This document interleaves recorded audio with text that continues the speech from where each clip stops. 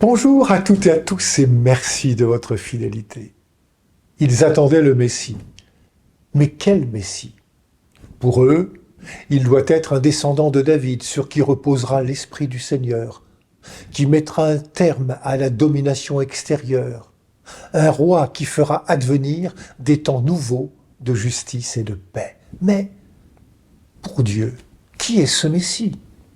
En ce vendredi saint, il est exposé à nos regards. C'est Jésus. Et que donne-t-il à voir? Pilate, le gouverneur, leur livra Jésus pour qu'il soit crucifié en disant « Voici l'homme ».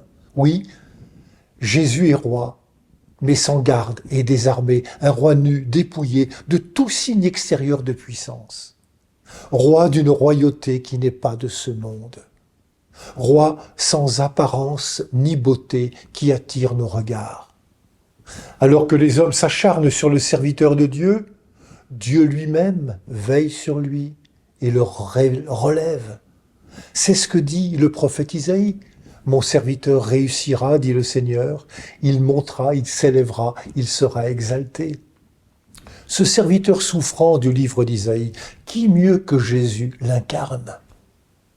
Au cœur de ce qui apparaît comme un échec, Dieu est pleinement engagé.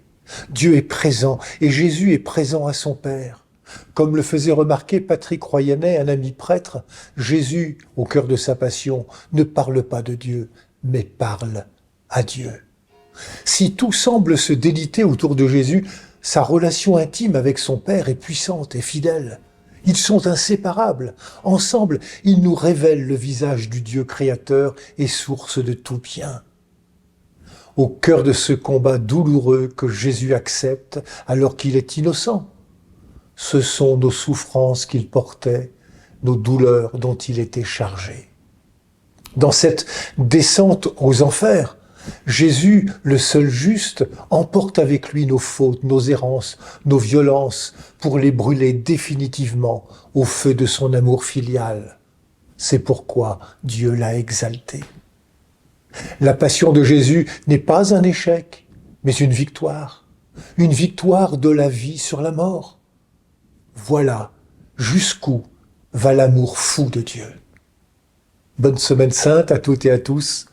Prenez bien soin de vous et des autres.